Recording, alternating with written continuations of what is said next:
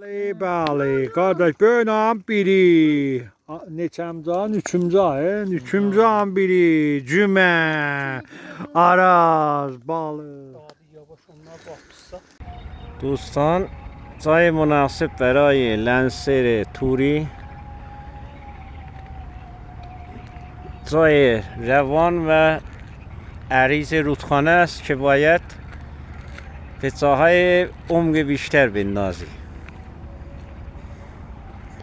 خودم چون دست تنهام و خودم فیلم برداری میکنم، فیلم رو اینجا قطع میکنم، ماهی افتاد بقیه فیلم رو ادامه بدیم.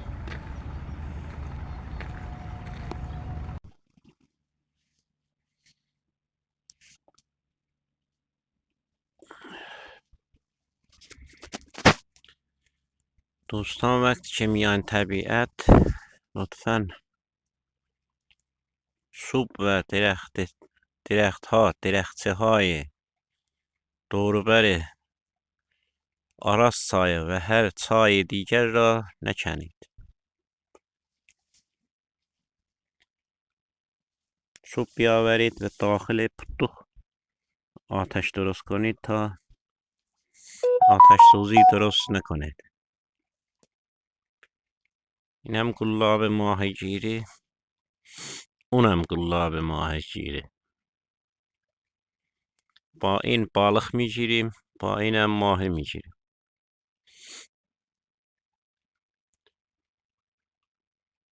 امروز 3 آذر. اینم نودل با قاشق، اینم گمگمه است، اینم آتشه، اینم چای، اینم توم موم است.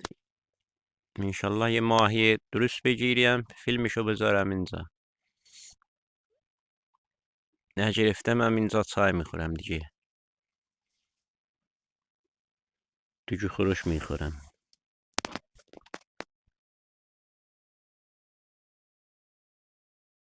آدم oğlu به به به. Bugün pişirdim yedim. İkisini de tuttum. Bugün ayın Perşembesi, روز 24. Yerim boş. Haydi de haydi de haydi de. Aa, bizim sıkıntımız dubaradan. Yanmışalıqdı. Bəli, bəli. Bəli, bəli. Qardaş, bugün ayın 24-ü Perşembədir. Tam yanında pamurudur. Bəh. Yerim boş. Tanıma yes çaydır. Bəh. Bəli, bəli, bəli.